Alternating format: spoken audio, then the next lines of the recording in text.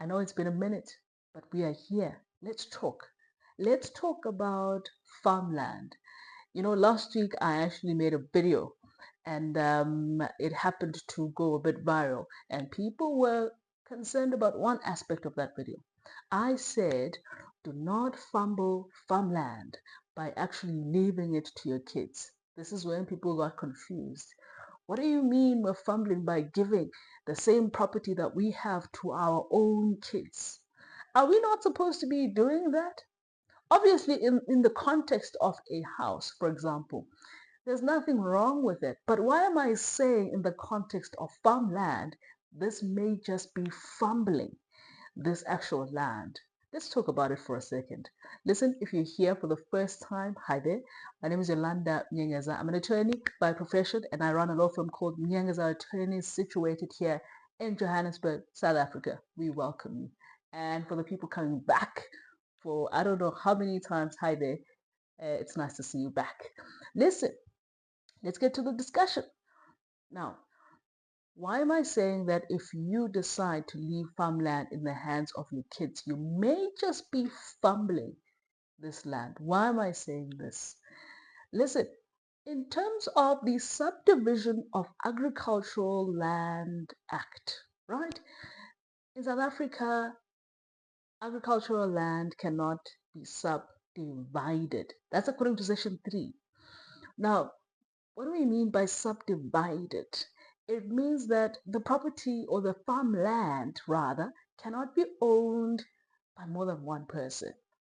For example, it's not going to be easy for you as someone who's leaving a property to kids for them to be co-owners of that property, because according to Section 3, before they can actually be co-owners of this property, they're going to have to go to the Minister of Agriculture and ask to be co-owners of that property. And the minister has a discretion here. Now, as you know, with a discretion, it can either be a yes or it can be a no, right? And once there's a no, it will mean that your children, even though you had said you want them to co-own jointly this property that you're leaving, this agricultural land, if the minister says no, they cannot be co-owners of that property, which leads to what? One, it's either they're now going to move it to one specific individual to try and save it. Biggest mistake, because that individual will have a lot of power, right? Sole owner of a farmland, who knows what they would do, right? And we've seen also with houses what has happened when people have decided, you know what, we're going to give it to the eldest male child because we want them to take care of it. Next thing, person sells the property, people don't have a home anymore. Would you want that to happen to your farmland? I do not think so. So that's a possibility of what could happen. Now, alternatively, they could also think about selling it. Since then, this agricultural land cannot be subdivided. And here's the thing, when it comes to inheritance, for some reason, a lot of people, they find joy in actually realizing the properties to make a bit of cash. I don't know, but there's this thing when people get something that's worth a certain amount, they often say, you know what, this ching, if we were to sell this property, could actually change our lives, set us up. Would you want them to do that? Right? And in most instances, listen, it's not even a matter of children being irresponsible.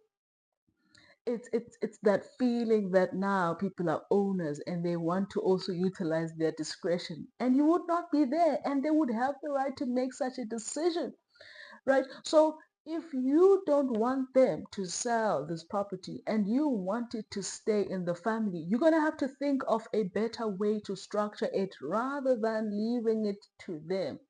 What better way is there? I've got two suggestions for you.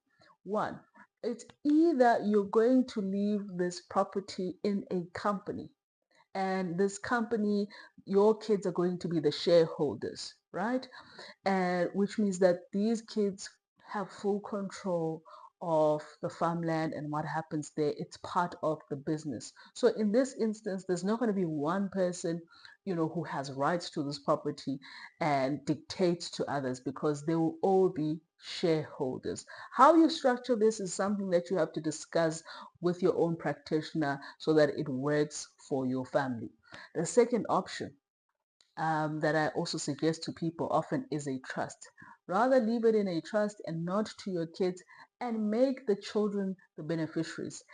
In this instance, it's not going to be easy for them to be manipulating, right, and trying to sell the property out of the family.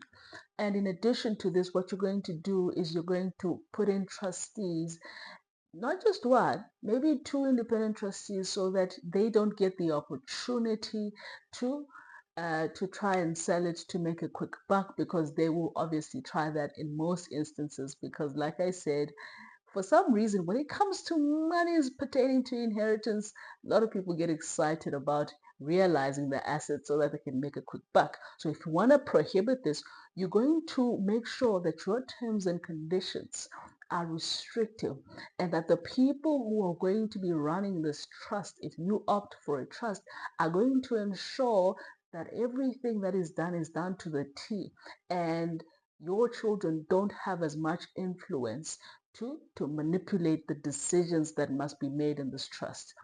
And then you know that they're always going to benefit from this property, and they're going to be forced to work towards making it work, because they are the beneficiaries, right? Or alternatively, in the context of a company, there will be shareholders. Shareholders always want some form of revenue being done, because they want to do what? They want to get dividends.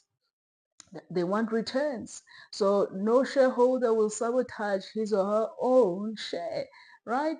No beneficiary would want to, would want a trust to be sabotaged, because at the end of the day, the trustees are working towards making sure their benefits are protected and they are maximized, right? So if you're someone who has farmland, like I said, do not fumble it by naming those kids as the joint owners after your death. Do not leave it to them like that, because you'll be giving them the opportunity to do what?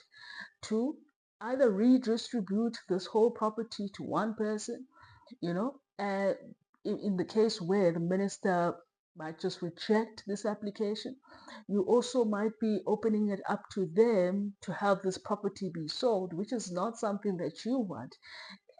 You want to keep the property in the family. So what are you going to do? You're going to do a proper estate plan, and you're going to structure the terms of your will very clearly. If you have a trust, you're going to make sure it's watertight, so that they do not have the opportunity to manipulate the situation and end up selling the property, or a piece of property that you find valuable and could be useful to your family, not only to the next generation as well, but also to generations to come. Listen, I hope this discussion was helpful. It's very late, but I wanted to put this out there. We shall talk some other time. We'll try to make time to make it a point that we give you more content here on YouTube. Guys, short content is the easiest, it's the quickest. So sometimes try to make sure that you at least get to the short content, but we'll try and make it a point that we do more bigger content or longer content. We shall see you when we see you. Have a good one.